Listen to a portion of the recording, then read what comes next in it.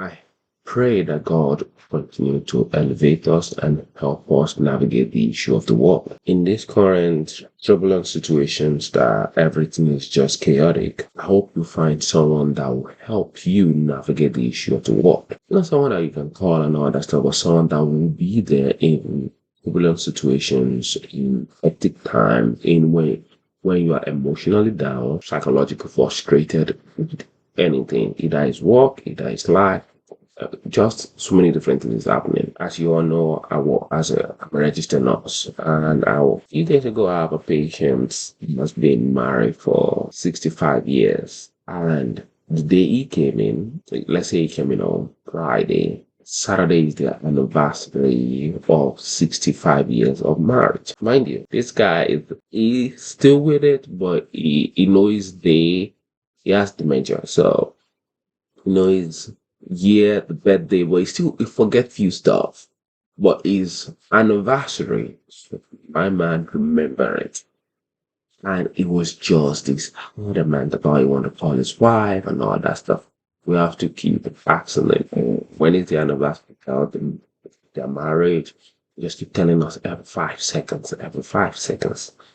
And it's so encouraging. Following day, we met the wife, and the wife confirmed it's just 65 years of marriage and all that stuff.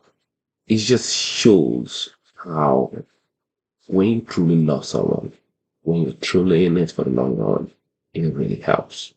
It really encourages stuff. He said in Ecclesiastes chapter 4, verse 9, two is better than one because they have more satisfying return for their labor. For if either of them fall, the one will lift up his companion. It doesn't mean you fall physically. You can fall in any area, either physically, financially, emotionally, and all that stuff. Your partner will lift you. It's like from verse 9 to 12, that's where it shows you the importance of companionship.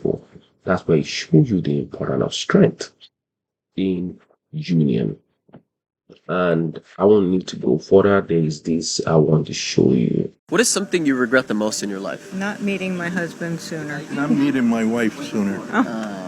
How long have you been married? We've been together over 40 years. What's your secret for being together for over 40 years and still going? Love. You have to really love that person. It isn't just about, oh, how much money do they have or how good looking are they. So what advice would you give for a long and healthy marriage? Good food, good sex. It's true. Men will always be men. And with that in mind, I also want to show you this. Every situation, always remember there are always some people that are not there for you. So you have to pray for discernment to navigate the situation.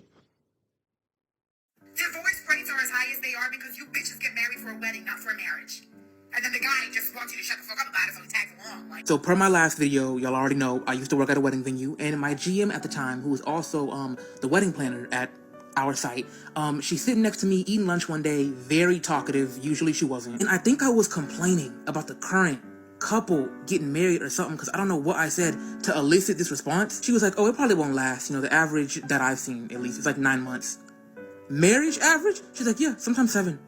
I was like, "How do you know that?" She was like, "Oh, well, I also have to sign the marriage license. So when the license is no longer, I get notified." I was like, "That doesn't bother you?" I don't know. Something about that just seems so sad. And she always talking about love and marriage and all that because this is her job and it takes so much work. She was like, "If it's one thing I learned, especially working here, is that a lot of people, especially a lot of the women, get married for the aesthetic."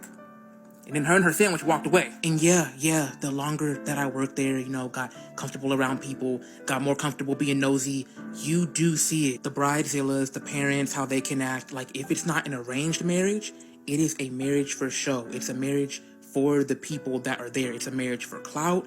It's a show that they are putting on for the rest of their family. Sometimes it's just to be boastful. Sometimes it's just to, rub it in people's face, especially, the bridesmaids. I'd say that you'd be surprised to learn how many weddings are just shams, but I don't know. Maybe it's not surprising.